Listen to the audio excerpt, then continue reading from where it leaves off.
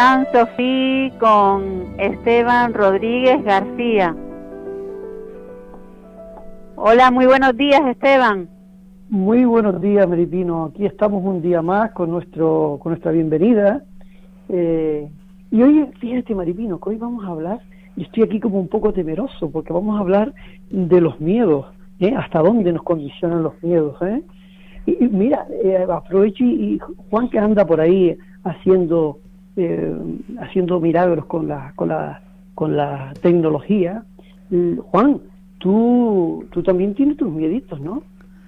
Pues yo sufro de miedos cada día, o casi todos los días, porque, bueno, yo practico diferentes deportes y demás, eso de mantenerse sano y demás, yo lo llevo al pie de la letra, y tener miedo es lo más normal del mundo. La gente cree o se cree valiente porque nos dicen a veces que no tienen miedo, y miedo se puede no tener en un momento dado durante toda la vida, y de repente puedes tener todo el miedo del mundo, porque además no existe medida para medir el miedo.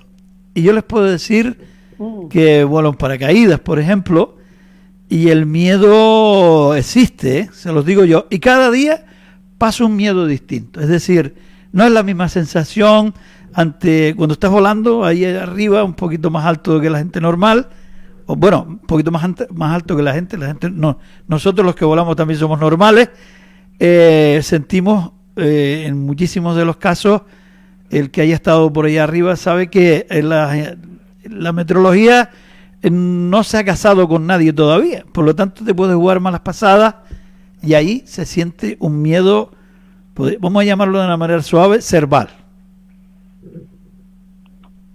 Muy bien, Juan, pues nos estás dando una especie de arranque magistral, ¿no? En el que nos colocas los miedos como un compañero de viaje. Tenemos hoy como invitados a 3 personas, por lo pronto 2, porque Carol tiene una incidencia que le impide entrar por ahora, pero vamos, que estará en nada. Pero tenemos dos invitados, como son Ruth Gómez. Hola Ruth, buenos días. Hola, buenos días, Esteban. ¿Qué tal? Ruth, aparte de ser periodista, politóloga, medalla de prestigio profesional, etcétera, etcétera. Ante todo, lo más que me gusta es que eres una mujer apasionada por entender al ser humano y sus conductas. Y eso da a tu perfil humanista que me atrae muchísimo, porque vivimos en un momento en el que parece ser que el ser humano es de segunda fila y primero están otras cosas. Pues sí, es fundamental. El ser humano es la más importante del mundo. Sin los humanos no existiría lo que realmente importa, ¿no? Seríamos todos máquinas. Y yo voy a cortar un poco el rollo ese del miedo. El miedo no es malo. Es tener miedo, te hace responsable, te hace coherente y te hace precavido. Lo malo del miedo es tener miedo enfermizo y no llegar a superarlo, ¿vale? Es que los miedos, la gente cree que no tener miedo es fundamental, no, es que las cosas, el tener miedo es tener miedo, pero hacerlas con miedo, porque el miedo te quita problemas, te quita esa locura que a veces no entra, de falta de responsabilidad, de falta de pensar lo que nos podría pasar. Cuando no piensas en todas esas cosas, o sea, tu vida sí que corre riesgos, ¿no? Entonces, el miedo medido es un miedo sano. El miedo excesivo es un miedo enfermizo. ¿No te parece? Vamos a ver qué nos dice Carlos. A ver qué nos didice Carlos García Almonacid de esto. Buenos días, Carlos. Buenísimos días, Esteban. ¿Qué tal? ¿Cómo andamos? Muy bien, pues aquí el amigo Carlos, que es arquitecto, es máster en inteligencia emocional, trabaja mucho estas cosas, trabaja mucho la emoción y la motivación, la comunicación personal. Bueno, pues me imagino que habrás tenido episodios de miedo, pero también han llegado a ti muchísimas personas con esa emoción tan arraigada que les impide desarrollar cosas en su vida, ¿no? Sí, bueno, yo suscribo completamente las palabras de Ruth. El miedo no es algo malo, no es un problema, no es algo contra lo que hay que luchar, es algo que hay que aprender a gestionar, porque en su perfecta intensidad es probablemente nuestro mayor aliado de protección, ¿no? Pero si lo dejamos elevar hasta su máximo exponente, pues se convierte en pavor, en temor y en el peor de los estadios, que es el pánico, ¿no? O la fobia, que es ese estado de miedo irracional que nos impide actuar con normalidad o con tranquilidad y darle el uso al miedo para lo que fue creado en los seres humanos, que es para protegerlos de que no les pase nada mal. Así que suscribo completamente las palabras que ha dicho mi compañera. Bueno, Maripino, tú también tienes un miedo que te acompaña o un miedo paralizante. Yo creo que tengo un miedo que me acompaña y que me ayuda a ser más fuerte y a superarme cuando lo pongo frente a mí, porque cuando lo pongo frente a mí, a lo mejor el que se asusta es el miedo. Porque, es interesante. Sí, porque lo digo por mi propia experiencia. Yo a lo mejor no estaría ahora... ¿Sí? Sí, que a lo mejor no estaría ahora ante los micrófonos si no hubiese experimentado lo que acabo de decir. Efectivamente, Maripino, en algunas ocasiones hemos hablado de este tema y efectivamente cuando somos capaces de rebasar esa línea del miedo, que al fin y al cabo es un miedo muchas veces figurado porque no es real, es cuando realmente somos capaces de avanzar en la vida, ¿no? Fíjate que la pregunta del programa hoy era ¿hasta dónde nos condicionan los miedos? Porque a fin de cuentas, un poco de miedo, como bien acaban de decir nuestros contertulios, un poquito de miedo es como una especie de vacuna, diría yo, ¿no? Que nos previene de males mayores, pero que debemos gestionar y tener... Yo no sé si, ustedes me corrijan, no sé si tener bajo control. ¿Es posible controlarlo? Lanzo esa pregunta. Yo quiero corregir a Esteban, si se me lo permiten. Perfecto. Esteban, en la definición, por ejemplo, que has dado, ¿no? De que el miedo puede ser una vacuna, para mí podría ser así, pero a mí me gustaría ir como al siguiente nivel, que es ¿de qué nos podríamos vacunar o cuál podría ser la vacuna para que nuestros miedos no se convirtieran en nuestros frenos? Y para mí hay una vacuna esencial, algo que deberíamos todos tener inyectados en sangre para que el miedo no se apoderara de nosotros, y es la confianza. Esa es la vacuna contra el miedo, la confianza. Y la confianza tiene dos sentidos. Uno es la confianza en el otro, la confianza en la persona que tenemos enfrente. Esa es la primera vacuna contra el miedo. Y la segunda vacuna es la confianza que tenemos en nosotros mismos, ¿no? En nuestra capacidad de resiliencia, en nuestro poder de autoestima, en la seguridad. Ahí es donde normalmente somos capaces de gestionar ese miedo que mal gestionado nos puede hacer mucho daño, ¿no? Al miedo se la conoce como la emoción de la protección.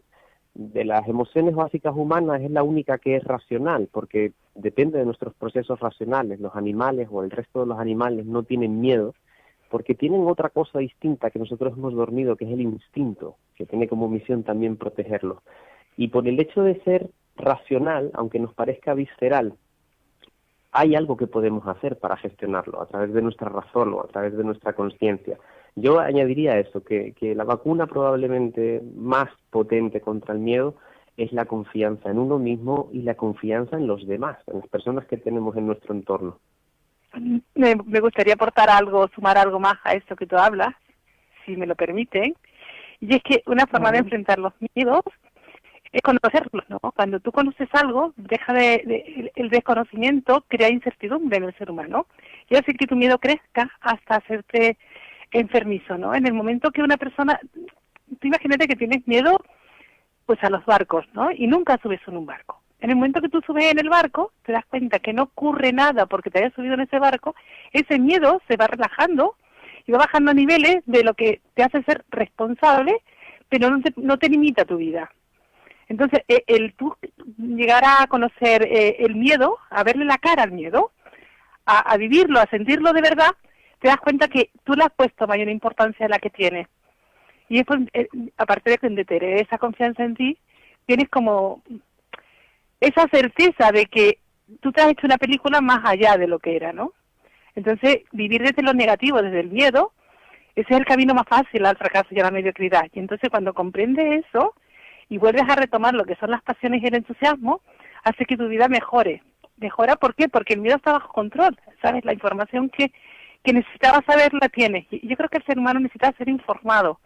Necesita ver, es que necesita ver para creer, ¿no? Es eso que siempre decimos, ¿no? Que la vida es un juego de probabilidades, y la incertidumbre es la que crea miedos, ¿no? El no saber qué va a pasar. ¿Ustedes qué creen? Y hay una frase muy bonita que has dicho que me gusta, que es la que dice ver para creer. Y el otro día la compartí en mis redes sociales y hubo alguien que me dijo, me lanzó la siguiente pregunta, me dijo, Carlos, ¿ver para creer o creer para ver? Y me hizo pensar muchísimo, ¿no? A través de la consciencia humana, el pensar, oye, quizá lo que vemos es lo que creemos, no creemos en lo que vemos, sino al contrario. Es interesante esa reflexión que acabas de hacer, Carlos, porque también nos lleva a una pregunta, es decir, ¿realmente qué es ver? ¿Lo que ven los ojos? ¿Lo que sientes? ¿Lo que intuyes? ¿Qué es ver? ¿Ruth? Mire, yo es que, fíjate que me estaba acordando del Kybalión, ¿no? Que decía que como es arriba es abajo, como es abajo es arriba, que todo fluye y fluye, que nada es inmóvil, que todo se mueve, que todo vibra, que los semejantes y los antagónicos son lo mismo, que, ¿sabes? Ese tipo de concepto es el que te pone en duda el conocimiento, ¿no? ¿Vemos o creemos? Esa es una duda que siempre, porque a veces vemos lo que queremos ver. Tú dices, ¿cómo se llama el experimento este que en 20 personas la someten a una misma vivencia y las 20 personas te cuentan una historia diferente? Bueno, en Canarias es el teléfono escacharrado, parece, que en el que normalmente la percepción de cada uno es, vamos, y si hubieran 7.000 millones de seres humanos, cada uno tendría su propia visión, ¿no?, de las cosas.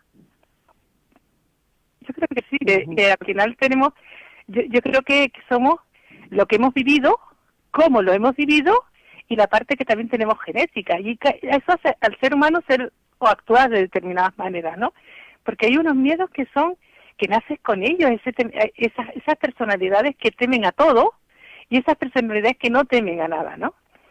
Entonces, yo es que tengo 2 hijos, y la mayor, bueno, eso ha volado, tenía motos y cosas increíbles, ¿no? Entonces decía, es una loca.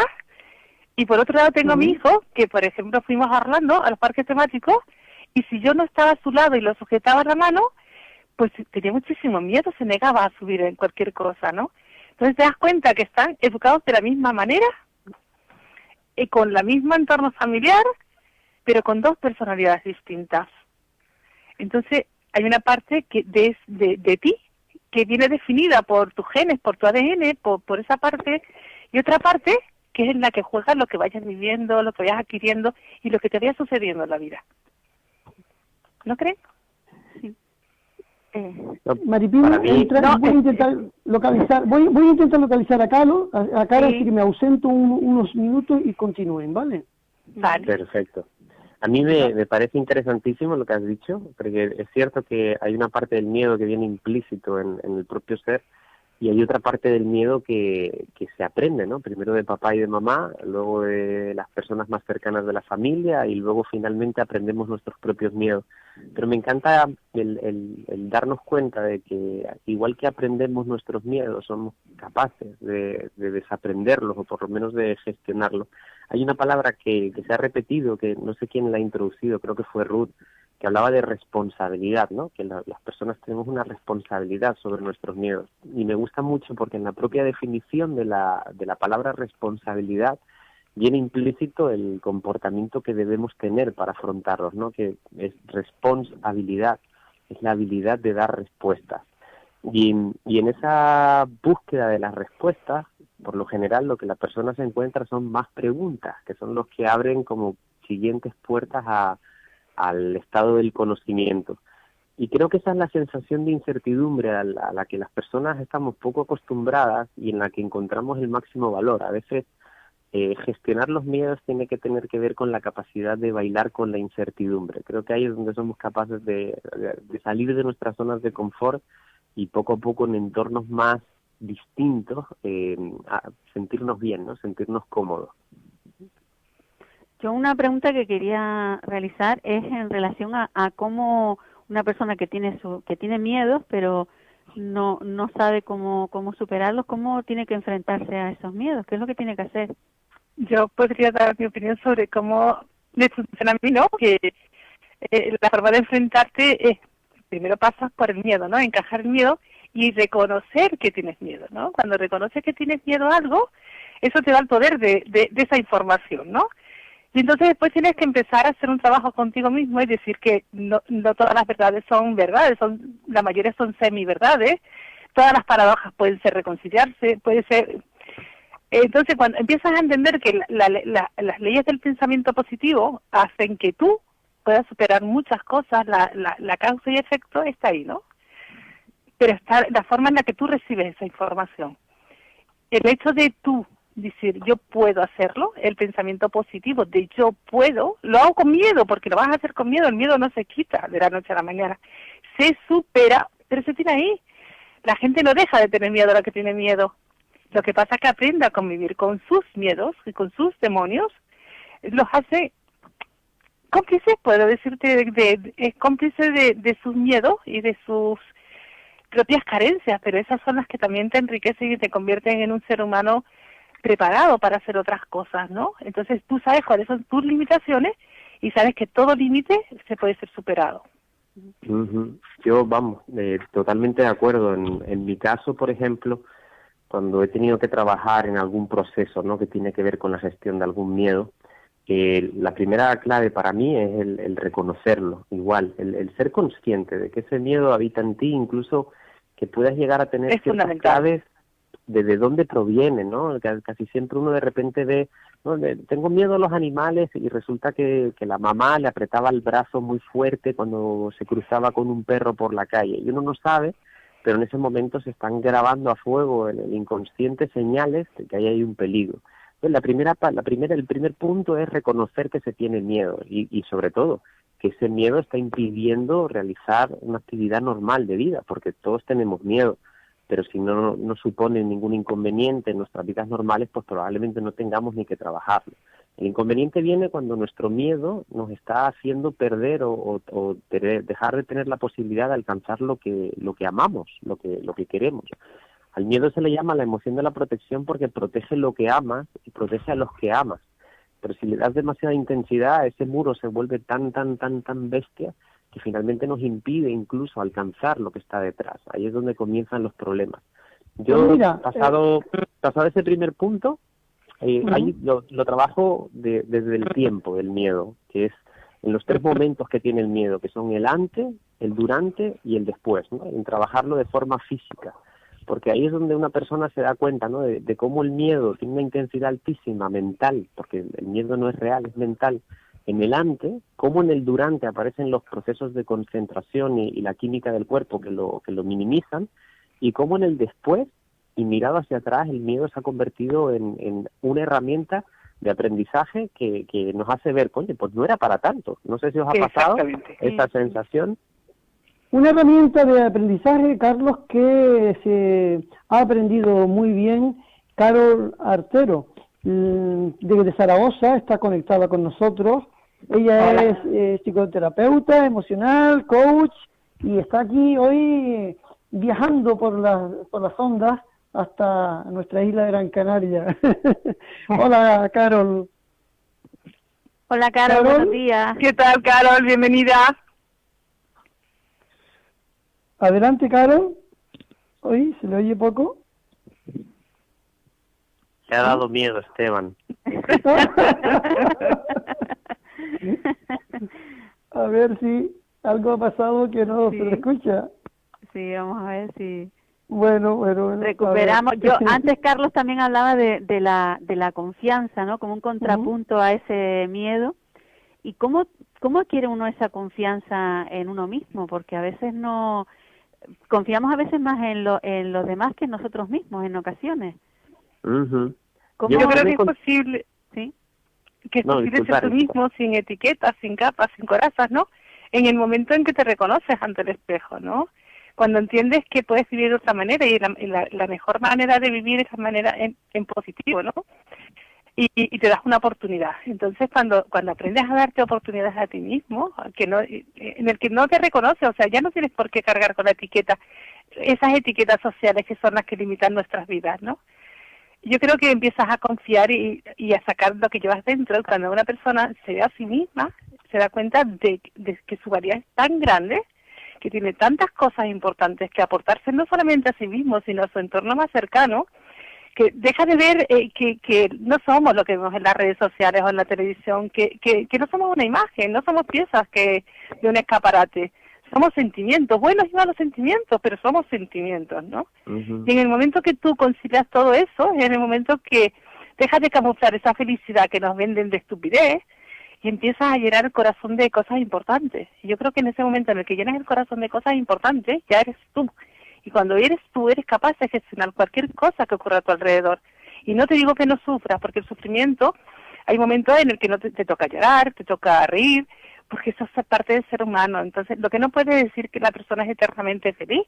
La persona tiene que aprender a gestionar con cuanto ocurra a su alrededor, con cuántas cosas le van a pasar, porque la vida es así, ¿no? Perderás personas, otras se enfermarán, otras veces te caerás, otras veces te dejará el amor de tu vida, o tú dejarás el amor de tu vida, o esta cosa tan cotidiana que nos pasa acá todo, o el trabajo no sale como queremos, y no hay que frustrarse, simplemente hay que encajar piezas. Esas Pues, piezas Ruth, que son tu vida. Fíjate, Ruth, que tampoco vamos a frustrarnos porque Carol se nos haya marchado y haya vuelto. Hola, Carol. ¡Ah, ya volvió! Hola, buenos días, no sé qué pasa. Buenos días. Bienvenida, Carol. Hoy, muchas gracias, hoy por la mañana estoy viajando demasiado, voy, vengo, subo, bajo. Yo Sin sé miedo que alguno. Y sin miedo ninguno. Yo, una frase que yo siempre digo, después de haber pasado muchísimos miedos en mi vida y superar, pues eso, ¿no? Una de mis frases es esta, que no le tengo miedo ni al miedo. Así que, que así voy por la vida. Pues sí, estoy muy de acuerdo en todo lo que estáis comentando con respecto al miedo. Y bueno, la forma de trabajar, lo que habéis comentado ya alguno de vosotros, ¿no? El entrenar la positividad creo que es muy importante.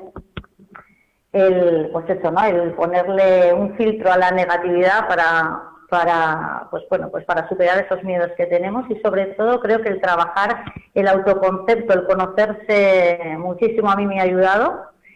Pues eso, el conocerse bien, el saber dónde están tus limitaciones que estabas comentando, pues bueno, pues para afrontar de una manera más fuerte y no dejar que te bloqueen, ¿no? Que eso es lo que es el miedo, ¿no? En realidad lo que hace es, pues eso, protegerte y ahorrarte esa energía para que no te pase nada, y supervivencia. Y hay que superar eso, porque si no, seguiríamos viviendo en cuevas, no haríamos nada, está claro.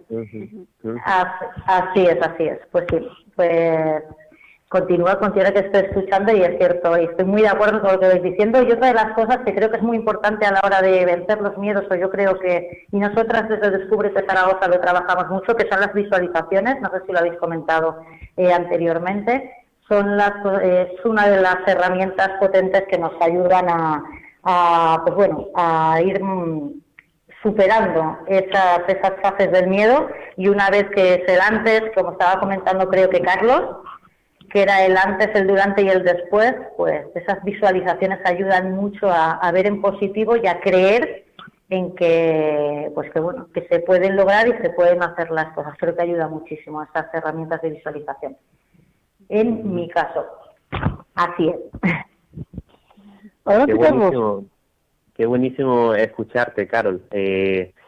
Yo, por aportar, porque la verdad que no tengo nada en contra que decir de lo que estáis hablando, pero por aportar un poquito más, atendiendo como un poco a la génesis del miedo, ¿no? El miedo es el temor, tal y como está definido, y el temor es la antítesis del amor, es la palabra contraria al amor, ¿no? Entonces dicen que el miedo protege lo que amas, y que si amas no temes, y si temes no amas, ¿no? Por ejemplo, yo trabajo mucho con mujeres que han sido víctimas de violencia de género, y corremos a veces la equivocación de pensar que un hombre que maltrata a una mujer la hace sentir odio, ¿no? Es que esa mujer odia a ese hombre. No lo odia, lo teme, que es todo lo contrario a amar.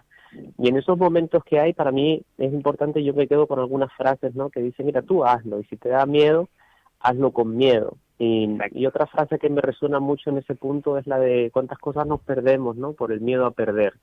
Y en este punto es donde para mí, para las personas que nos pudieran estar escuchando, está el mayor valor, ¿no? Y es que el afrontar, yo no suelo hablar de vencer los miedos, sino un poco más de gestionarlos, ¿no? Para no entrar como en lucha contra él, ya que es un aliado que bien gestionado puede ser una herramienta muy potente de crecimiento, pero sí que atiendan al compromiso y a la voluntad que se debe tener en todo ser humano para el autodescubrimiento o el autoconocimiento. Las personas creen que esto es automático, ¿no? Voy a un sitio, ¡ping!, y ya está, me curé de mi miedo. No, esto es un proceso.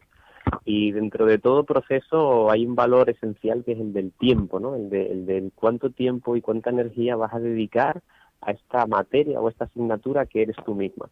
Y en el tema de la confianza, a mí hay un ejercicio que me apasiona, que es cuando una persona de verdad comienza a confiar en sí misma, ¿no? Pues para mí es el momento en el que te miras en el espejo y dices, eres la hostia, ¿sabes? O sea, eres la hostia, eres maravillosa, eres brutal, estupenda, fantástica, o sea, con lo que tienes, a ver qué es lo que eres capaz de lograr, ¿no? Y aunque no suene como muy espectacular, creo que al final todas las personas de este mundo tenemos una herramienta muy bonita que es la aceptación, ¿no? La aceptación de las cosas que nos suceden, las pérdidas de vida. Vivimos en una vida en la que nos pasan miles de cosas sin aceptar que se nos van a morir los nuestros, que vamos a perder nuestros trabajos. Pero oye, cuando ya lo aceptas y lo incorporas como una parte de tu camino a la felicidad, ya abandonas esa felicidad de la que hablaba Ruth, ¿no? De Mr. Wonderful o de Facebook, en la que todo parece, todo es maravilloso. No, todo no es maravilloso. La vida es dura en muchos puntos, a veces es muy injusta, pero lo importante es que a ti no te va a cambiar la vida lo que te pasa, sino lo que tú hagas con lo que te pasa. Ahí es donde te tienes que concentrar. Y la aceptación, porque hay muchas personas que incluso cierran los ojos ante un espejo, no pueden ni mirarse, no pueden decirse me quiero ante un espejo. Sí, eso nos pasa sobre todo a las chicas. A las chicas somos muy cristianas, más, pero es porque la sociedad nos ha victimizado, ¿no? Nos ha dicho que tenemos que tener unos cánones de belleza, tenemos que ser de un peso, porque se nos critica por un concepto físico que es tan absurdo. Las personas no somos lo que ves con los ojos, la persona es mucho más que lo que se ve con los ojos. Y eso ha costado, dentro de la sociedad, hoy en día siguen valorando a las mujeres por lo guapas que son, no por lo inteligente que son. Las mujeres somos mucho más que un aspecto físico, no somos más si nuestra altura o nuestro peso. Somos personas de valía por otros conceptos que no se ven con los ojos. Entonces esa lucha que tenemos las mujeres y la hemos tenido siempre, y ahora que la juventud igual ya ha ganado, ¿no? Pero las que tenemos cierta edad, como yo, que soy una abuelita, no tienes voz, y ya tengo cierta edad. ¿eh? No. Sí, tengo nietos, soy abuelita, ¿no? Bueno. Entonces, pues a nosotros nos ha tocado luchar tú imagínate yo que en el mundo de la política hace 30 años, ¿no? Que era un mundo de señores. Entonces me ha tocado pelear con los más feos y además con el concepto de que yo me compraba la ropa 3 tallas más para trabajar, ¿vale? Porque para que no se viera, porque yo tengo un físico determinado. Y entonces la gente te miraba por qué buena está aquella, ¿no? No, qué bien hace su trabajo, qué bien escribe, qué bien lleva una campaña política. No se me veía por eso, ¿sabes? La primera imagen, eso te resta como ser humano. Entonces, claro, yo tenía el miedo a que solo se viera mi físico. ¿Ves? Ese es un miedo que tienes que superar y enfrentarte a él. Y a las mujeres nos ha ocurrido a lo largo de la historia de que para ponernos en valía, pues te mirabas en el espejo y no te gustabas. ¿Por qué? Porque el señor y aquel señor y aquel señor y tal ha dicho que si pesas 10 kilos más, vales menos que la que pesa 10 kilos menos. Entonces, claro, es una lucha que a los hombres no han tenido que luchar por eso, porque un hombre siempre se le ha valorado por otras cosas, no tanto por el físico. Aquí hay una cosa importante, ¿eh? 30 años de carrera política y has sobrevivido. Tienes toda mi admiración. Sí, sobrevivido. Toda mi admiración. Hombre, yo político no he hecho yo, ¿no? Yo llevo campañas políticas, yo soy la que preparo a los políticos para sus campañas. Yo soy politóloga, además de periodista, Y entonces, pues, yo lo que hago es comunicación, ¿no? Ya hago comunicación social y comunicación política. Buenísimo. Y entonces buenísimo. me ha tocado, pues, gestionar con señores, que tú sabes que, pues, a cierto nivel político, pues, son bastante más difíciles de tratar. Y no ahora, porque ahora la cosa se ha vuelto más fácil, pero hace años atrás era muy complicado. ¿Y tienen miedo los políticos? Pues yo tengo un político catalán que lo he llevado, que antes pertenecía al PP, ahora está en otro partido, voy a decir quién es, que me decía, eres la única mujer que me grita. ¿Sabes? Porque me mandaba unos pollos, me hacía unas cosas en la radio, o decía unas declaraciones que eran para matarlo. Entonces yo le gritaba y me decía, eres la única mujer que me grita. Entonces, claro, tú sabes cuál es tu trabajo, entonces... y me hacía caso, no te creas, se me quedaba calladito y decía, uy, una de estas, pero son muchos años de tablas y muchos años en los que aprendes a cómo gestionar, ¿no? Y ya sabes quién eres, y entonces tú sabes quién eres, y cuando tú sabes quién eres y cuánto vale tu trabajo, has puesto en valor quién eres. Y eso es lo que tiene que hacer el ser humano, ponerse en valor. Cuando desde el valor hablas, tu confianza, confías en ti, y esa confianza se refleja en cuanto haces en tu vida. Es muy importante lo que estás comentando de ponerse en valor. Fíjate, es un mundo de hombres que estás comentando, el de la política, y nosotras que trabajamos en otro ambiente que es el de la mujer en el ámbito rural, por ejemplo, es cierto lo del ponerse en valor, porque nos encontramos con muchas mujeres en ese ámbito, en los pueblos, en las zonas rurales, que el hecho de unas creencias tan arraigadas que tienen, o etiquetas como la que has podido decir tú, de mira, esta está más buena, el otro, genera unos pensamientos en ellas que a lo mejor llegan ya no tanto a decir yo no puedo hacer esto, sino que llegan a creer en que yo no me merezco o yo no merezco tener esto. Y eso genera unos miedos y el sacarse de su situación o de unos ciertos espacios, porque ellas mismas se autoetiquetan como, pues eso, ¿no? Yo no me merezco esto porque esto es de los hombres, o es un sector más de hombres, o esto lo hace mi marido, o esto es que lo lleva mi padre, o es que... Y es cierto que es muy importante para poder, pues eso, terminar con esos miedos, esa autoestima, poderla potenciar y sobre todo, pues el autoconcepto del que hablamos y potenciar la autoestima para poder... Ponerte en valor. Para poderte poner en valor, ¿no? Que ya es muy fuerte el llegar al no me merezco, eso ya es, y es así, es así. Yo desde mi punto de observación masculino, ¿no? Como hombre, que secundo completamente lo que decís, porque es un mundo creado por hombres y para hombres, en el que por supuesto que una mujer tiene las cosas mucho más difíciles. Fijaros lo relativo y absurdo, ¿no? Hablábamos del canon de la belleza, ¿no? De las mujeres, ahora en España, ¿no? Esbeltas, sencillas, abres cualquier red social y ves, pues eso, el nuevo concepto que hay de belleza, sin darnos cuenta de que es algo absolutamente social, o sea, no tiene nada que ver con la realidad, que ya de por sí es neutra. Yo a lo largo de mis viajes, yo soy un amante de los viajes, y por ejemplo, me veía en la India cómo los tratamientos de belleza tenían que ver con el blanqueamiento de la piel, ¿no? Porque allí la belleza se considera más bella la mujer cuanto más blanca es.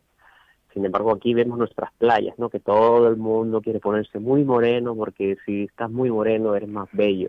O en los cánones de belleza, por ejemplo, del peso. En muchas regiones asiáticas la belleza tiene que ver con el sobrepeso, porque lo habitual es encontrarse a personas que están en procesos en los que no tienen tanto acceso a la comida.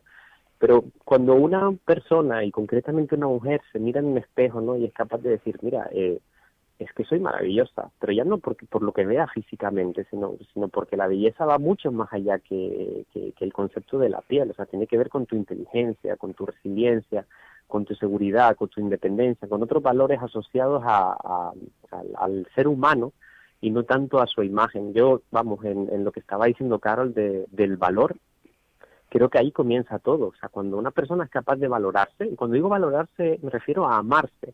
O sea, cuando eres capaz de amarte, pero amarte por encima de todas las cosas, aunque suene egoísta, el decir, es que yo me amo con locura. En el momento en que consigues amarte, en ese momento vas a ser capaz de amar también a los demás. Porque, ¿de qué manera podemos sostener una relación en la que amamos más al otro de lo que nos amamos a nosotras mismas, ¿no? O sea, no trato de decir que nos tenemos que amar más que al resto, pero sí por lo menos amarnos de la misma forma.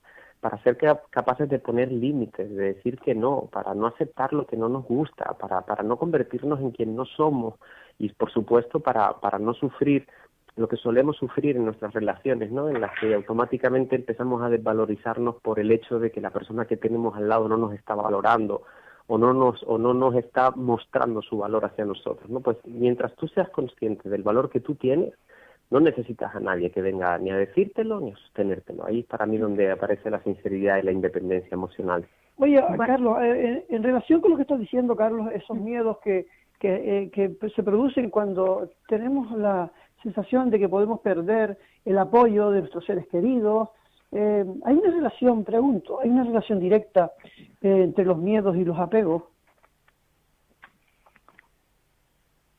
Bueno, venía para mí. Si venía para mí, yo me lanzo a responder. Abierta. Bueno, venga. yo me lanzo así rápidamente. Yo creo que realmente miedos, o sea, aunque nos cueste definir muy claramente nuestro miedo, todos tenemos y manejamos los mismos miedos, ¿no? El miedo a ser rechazadas, el miedo a ser abandonados, el miedo a no ser válidos, el miedo a equivocarnos, el miedo a perder a los que amamos, o sea, básicamente esos son siempre los mismos miedos los que tenemos. Y tiene mucho que ver con el apego, ¿no? Tiene mucho que ver con la posesión de lo que no es nuestro, ¿no? O con la ilusión del control. Creemos que vivimos en una vida donde tenemos las cosas bajo control, pero sabemos perfectamente que la vida cambia en un segundo, ¿no? De repente una diagnosis, un accidente, una pérdida, cualquier historia cambia completamente. Decían al principio en la introducción, que me encantó, que el miedo no es algo constante, ¿no? O sea, que uno es consciente de que en algún momento, de repente, ¡pum!, vas a tener muchísimo miedo a algo. Y lo importante del miedo muchas veces tiene que ver con soltar el control, el no querer estar, como si dijéramos, agarrotado pensando que uno lo tiene todo bajo control, sino por lo menos que uno sabe que tiene la capacidad de gestionar lo que venga. No sé lo que va a venir, pero cuando venga voy a estar preparado, voy a estar preparada para tratar de resolverlo de la mejor forma. Ahí es donde, por ejemplo, el apego impide esa suelta, ¿no? Impide ese soltar o ese liberar en el que uno consigue llegar a ese estado de flow que llaman, o a la fluidez, de permitir que las cosas sucedan en sus tiempos y en su manera, sin que nosotros dejemos que nos superen. Esto, Ruth, a ti como madre que eres, ¿te ha ocurrido con respecto a tus hijos, por ejemplo? Yo, por ejemplo, creo firmemente que todo ser humano sobre la Tierra quiere básicamente dos cosas, ¿vale? Necesita dos cosas para sentirse positivo y feliz, ¿no? Una es que lo quieran y la otra es el reconocimiento. El reconocimiento a su trabajo, a su labor como padre, a su labor como madre, el reconocimiento, el que reconozcan sus actos, ¿no? Esas son las dos cosas fundamentales que yo considero que necesita todo ser humano para sentirse satisfecho, ¿vale? Y entonces, ahí tenemos la parte esa que cada decisión que tomamos, yo pienso que una tiene la parte positiva y otra la parte negativa, ¿no? Diríamos que el amor es la parte positiva y el miedo es la parte negativa. Entonces, si esas decisiones que tomamos a lo largo de ya sea con nuestros hijos, que a la hora de tomar decisiones con nuestros hijos, pues, a ver, yo por ejemplo, mi hija tengo 2 nietos que no conozco porque viven en Italia y han nacido este último año y pico, o sea, ha tenido 2 niños en 10 meses, pero ha sido la pandemia, entonces no conozco a mis nietos, ¿no? Y por un lado, pues tenía a uno de mis nietos ingresados en un hospital de allí con todo el COVID alrededor y todo ese tipo de cosas. Y evidentemente yo tenía un miedo, ¿no? Pero un miedo por mi hija, por cómo se sentía, porque estaba sola, porque estaba embarazada. Mi hija dio a luz sola en el baño de su casa. Con 7, no tenía los 8 meses de tal, no llegó tiempo a la ambulancia. Su marido estaba en el barco con COVID. Entonces todos estos miedos te generan frustraciones, ¿no? Tú dices, soy una madre que tengo a mi hija lejos, mi hija está sola con un bebé y ha tenido que dar a luz en un baño de su casa. Entonces, todo este tipo de cosas a las personas nos producen frustración. Y la frustración genera miedos. ¿Por qué? Porque tú te haces responsable de algo que no es tuyo, porque tú no tienes culpa de lo que ha pasado en el mundo, ¿no? Efectivamente. Entonces, pero tienes miedo de que a la persona que quieres le ocurra algo. Y tú lo estás ahí, porque las madres siempre van a proteger. Entonces, generas un miedo y un miedo. Porque a veces ese es el problema del ser humano, que te hace poseedor de miedos que no son tuyos. Por lo tanto, incrementas Y cuando empiezas a incrementar y cargar con las mochilas que son ajenas, es cuando tú te vas haciendo pequeño.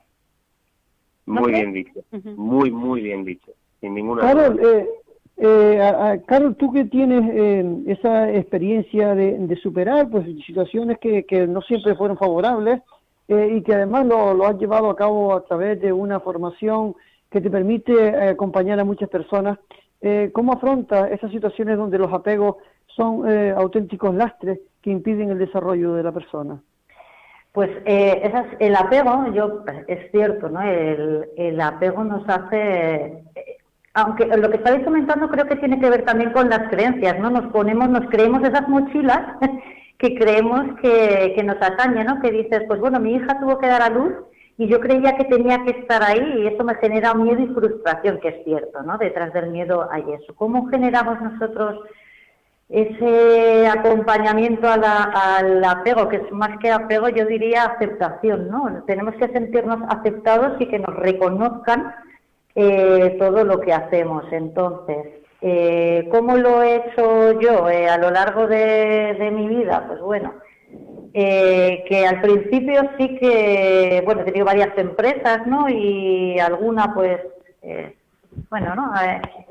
He aprendido, ¿no? Desde el fracaso, que la gente le tiene tanto miedo también al fracaso, que creo que particularmente no existe ese aprendizaje. Pues de esa manera me desapego, me desapego de esas sensaciones, ¿no? Y lo que trabajamos, pues es eso, o sea, es ¿cómo explicaros? Estoy aquí, no sé no quiero si contaros mi experiencia o claro, las experiencias yo creo que son positivas contarlas. Sí. Claro que sí, muy bien, Ruth. Sí. Adelante, que si nos cuentas tu experiencia, pues de ella podemos aprender los demás. No, pues es eso, simplemente es que cuando yo he tenido miedo, que he tenido en muchas ocasiones, como cualquier persona de la humanidad, ¿no? Y me he encontrado en situaciones como pues pérdidas de empresas, en la que te sientes solo, en la que tienes miedo y además te sientes avergonzado, ¿no? Porque aquí en España es verdad que lo del fracaso, una vez que fracasas, pues todo el mundo te mira como, o tú sientes que te miran de otra manera, mira, esta le ha ido mal y fíjate, pues seguro que ha hecho. Son esas creencias que vamos teniendo. Y el miedo a ser juzgados, ¿no? El miedo a ser juzgados, totalmente, a exponernos, ¿no? Porque es verdad que yo en esta vida he tenido muchas veces miedo a eso, a exponerme. He tenido sobre todo a dos cosas, a exponerme, por eso yo soy muy extrovertida y siempre estoy contenta, pero porque detrás también he tenido siempre mucho miedo a la tristeza, ¿vale? No es algo muy común, o no lo sé si es muy común, pero a exponer o a que se me vea que estoy triste, porque yo soy muy activa, tengo mucha energía, emprendo muchas cosas y siempre he creído que tengo que estar así para los demás.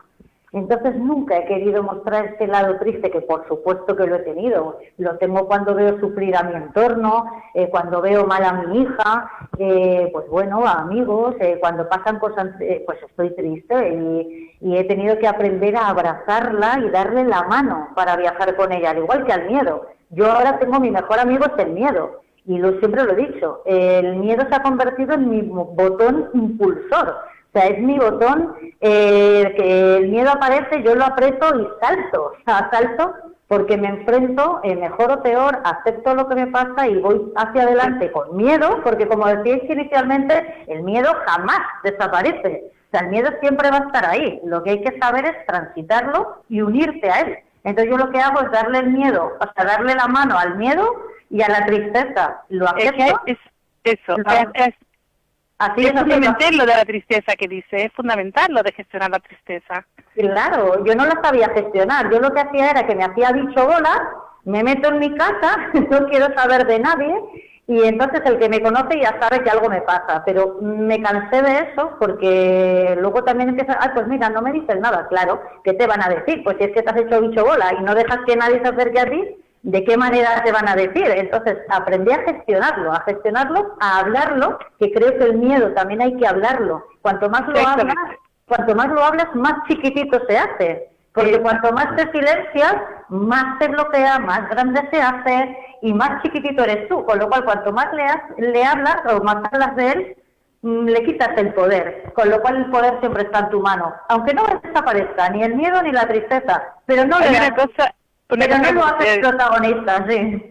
Me gustaría decirte que es bueno estar triste y además decirle a tu gente que estás triste, ¿vale? Eso es. No pasa absolutamente nada por demostrar que estás triste, eres un ser humano, tú no eres una máquina bajo ningún concepto, tienes sentimientos. Mira, te voy a contar algo personal, ¿vale? Que no sé si lo sabrás y lo sabes, ¿no? Yo he estado ingresada hasta hace poco, ¿vale? Tengo una de las llamadas enfermedades raras, me sangran los pulmones y entonces, bueno, he estado bastante delicada. Y en ese proceso de estar ingresada, mi padre, que llevaba unos años con cáncer, ¿vale?, estaba terminal. Me he tenido que salir de un hospital para acompañar a mi padre en sus últimos días. Mi padre falleció el día 24. Yo estoy triste y tengo momentos en los que necesito que la gente me quiera y la gente me abrace. No estoy triste todo el tiempo, porque la tristeza constante no es sana, ¿no? Pero es bueno tener tus momentos en los que tú te dejes, diga, oye, necesito que me quieras, necesito un abrazo, necesito llorar, porque llorar tampoco es malo. La gente está equivocada. Yo durante años creía que era la mujer más fuerte del mundo porque no soltaba una lágrima. Todo lo que pasaba en mi vida lo afrontaba con, ¿sabes? Porque me consideraba como más fuerte, ¿no? Y estás equivocada, no eres más débil porque llores. Y no eres más débil porque tengas sentimientos. ¿Sí? Los sentimientos son humanos, somos seres humanos. Y ese reconocimiento, qué vergüenza de ahí en que tú llores. ¿Pasa algo porque llores? Ese miedo a hacer el ridículo, ese miedo a no ser comprendida, ese miedo a ser juzgado. No, es que tú no dejas de ser una persona. Es que las personas somos todo ese bagaje de sentimientos. Igual que reímos, igual que festejamos, igual que contamos un chiste, también podemos llorar. Lo que no podemos es darnos con un látigo en las heridas, ¿no? Eso es lo que no es sano. Pero aceptar que tienes un sentimiento de tristeza, es lógico que tengas un sentimiento de tristeza cuando ocurren cosas en tu vida, cuando hay gente que se va, o cuando pasan cosas en tu vida que puedes entenderlas hasta que las entiendes. Tienes un proceso. Eso yo creo que los demás estarán de acuerdo conmigo, ¿no? Por ejemplo, Carlos, que cada rato pero lo oigo. Yo es que me tenéis con la boca abierta. O sea, bueno, lo primero que voy a deciros, siento mucho la pérdida y muchas gracias. Deseo una pronta recuperación. Muchas gracias. Y lo segundo es, wow, cómo me admira, ¿no? Cuando escucho a las personas hablar con el corazón en la mano y expresar su experiencia, pero expresarlo desde la conciencia, ¿no?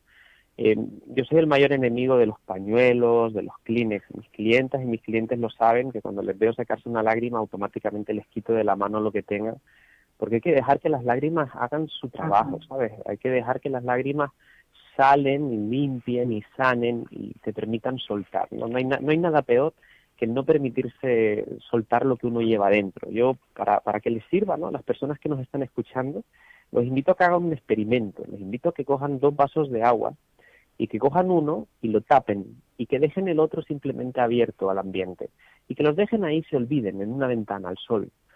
Lo que se van a encontrar pasados unos pocos meses son 2 vasos de agua, exactamente los mismos vasos de agua, pero en este caso el vaso que dejaron abierto estará vacío. ¿Por qué? Porque ese agua lo que va a hacer es ponerse en contacto con el entorno y transformarse de H2O a O2. Automáticamente se va a adaptar al medio y va a sanar, va a limpiarse, se va a adaptar a la situación. Sin embargo, el vaso que hemos mantenido tapado y hermético va a seguir con todo su contenido de agua, pero ese agua va a estar podrida. Ese agua, por no tener movimiento ni contacto, va a pudrirse. Entonces, imaginar los seres humanos que estamos completados aproximadamente un 80% y pico de agua, lo que ocurre con nuestras emociones cuando no permitimos sacarlas.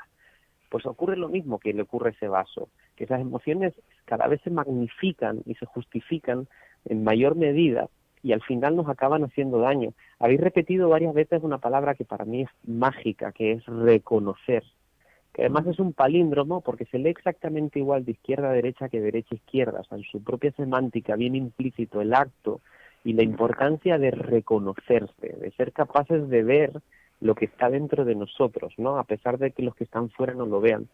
Y en todos esos puntos, por ejemplo, las tapitas, esa tapa que le ponemos a ese vaso que no le permite transformarse, es lo que en los seres humanos se llaman las máscaras, ¿no? Nos ponemos unas máscaras que de alguna manera creemos o sentimos que protegen nuestras heridas, las que se han creado. Y a lo mejor puede llegar a ser así al principio, pero pasado algún tiempo esa máscara lo que no nos va a permitir es reconocernos frente a un espejo, porque solo veremos nuestra máscara, pero no veremos realmente lo que hay debajo. Así que yo, fascinado con vuestras experiencias y de verdad y con un sentimiento profundo de agradecimiento de que las compartáis. Muchas gracias. La verdad es que cuando te quitas las máscaras es que se hace triple de feliz.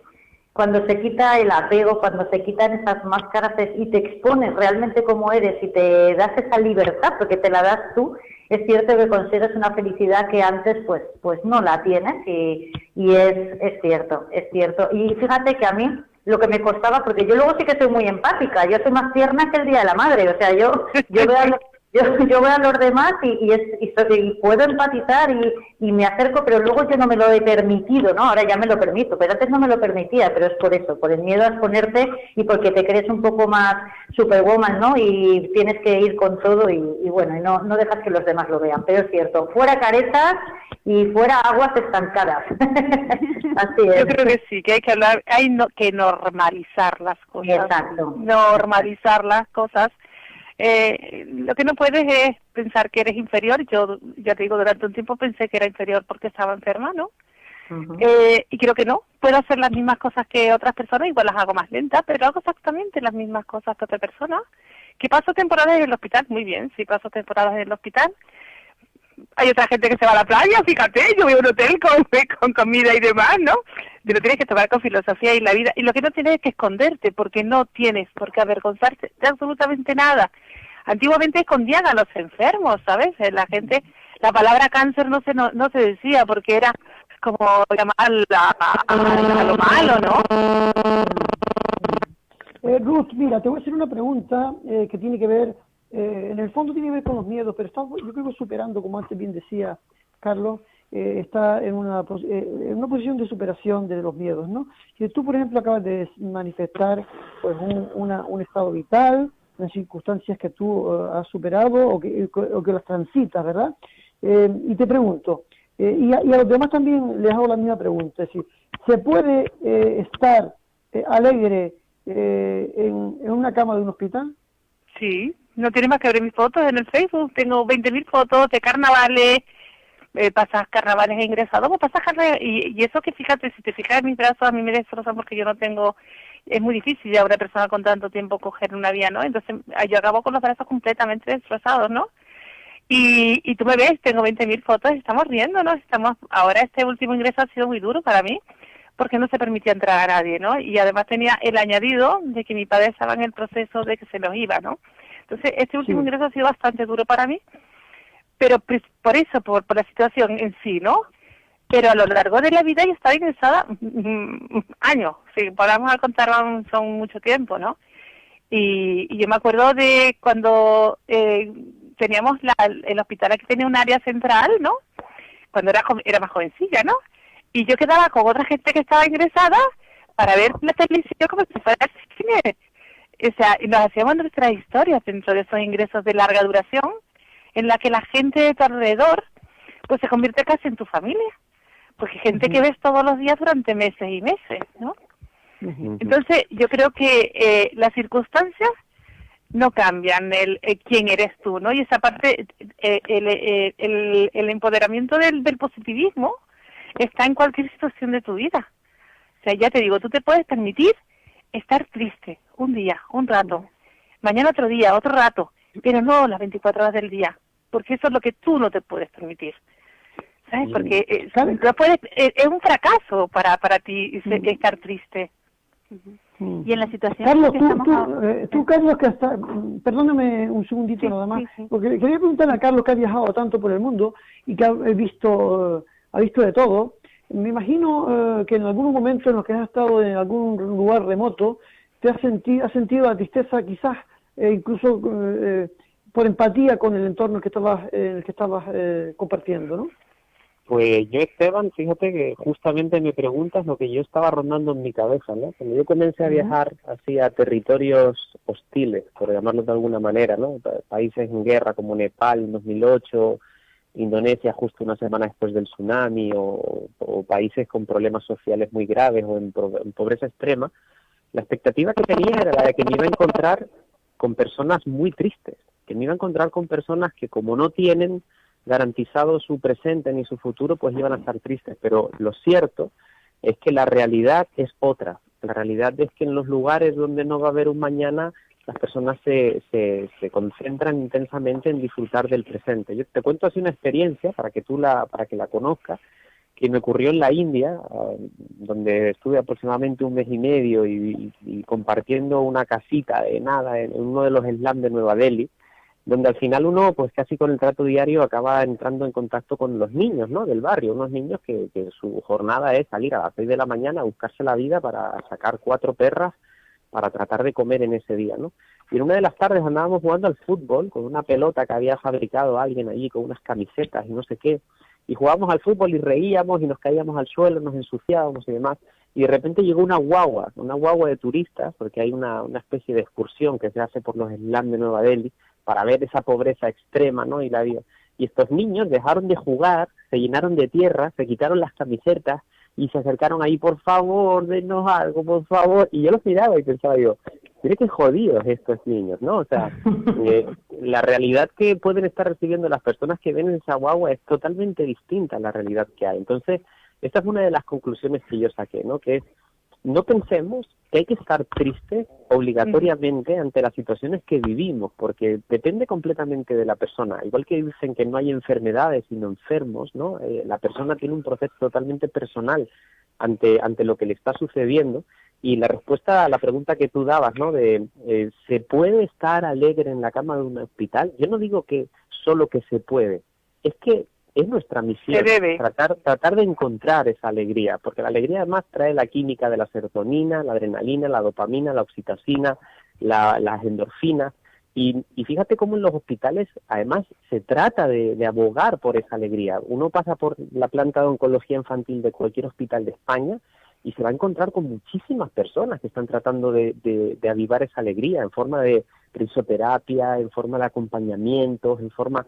Entonces, se sabe que la alegría es una herramienta de sanación, que es difícil, por supuesto, pero que debemos abogar por ella, sin ninguna duda, independientemente de la... Carol, estamos en el minuto final, así que tu intervención, Carol, ya es casi como quien dice despidiendo esta tertulia maravillosa que en la que hemos afrontado sin miedo una conversación muy amena. Carol. Dime. Adelante, Carlos. Adelante, sí, adelante. Pues mira, con la primera que está diciendo Carlos, y para cerrar, yo creo que sería cuestión, con todo lo que hemos dicho, cuestión de actitud. Es la actitud con la que afrontemos nuestra vida y por supuesto se puede con alegría y sin miedo, y creo que está relacionada con la actitud.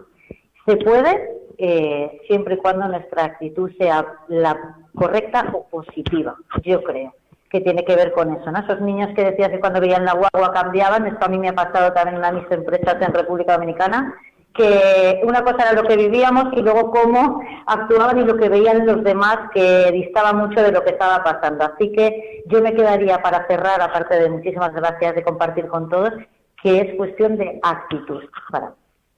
Buenísimo. Ruth, ¿te toca? Yo para finalizar voy a decir que vivir del negativismo es el camino más fácil al fracaso y a la mediocridad, ¿no? Y que la mejor manera para dar lo mejor de uno mismo es con pasión y entusiasmo. Y yo me quedo con eso, pasión y entusiasmo y amor, es lo que necesitamos para crecer como seres humanos. Y muchas gracias por la oportunidad de hablar con todos ustedes, me ha encantado. Pues yo, y antes igual, que nada, gracias, muchas gracias. Yo antes que nada un abrazo a Ruth, un abrazo fuerte. Gracias. Y la verdad es que encantada de escucharles porque son unos sabios, la verdad es que han abierto ahí muchas puertecitas adentro, yo creo que ya no solamente de mí, sino de de las personas que nos están escuchando, que les están escuchando. Y yo iba a hacer una última pregunta, pero es verdad que ya el tiempo se nos ha venido encima y hay que tenerle miedo al tiempo, ¿o no? Bueno, ya eso lo dejamos en el aire. Pero sí que era una pregunta precisamente por la situación que estamos viviendo ahora a nivel mundial con la pandemia. Pero ya la verdad es que con las últimas intervenciones no necesito hacerla porque me han dado la respuesta. Encontrar la alegría, una actitud positiva, y todo es cuestión de pasión, entusiasmo y amor. Qué bonito lo has rematado. Muchísimas gracias, Carlos, muchísimas gracias, Ruth, Carol, Maripino y Juan, que pacientemente ha sabido aguantar el que nos pasaremos un par de minutos de la hora prevista. Un fuerte abrazo para todos y enormemente agradecido. Mucha gratitud por todos. Gracias. Muchas gracias a todos, chicos. Gracias. Muchas gracias y gracias a Juan Lasso por ese enlace. Gracias. Nos escuchamos en la sintonía final. Feliz día para todos. Gracias. Gracias. Gracias.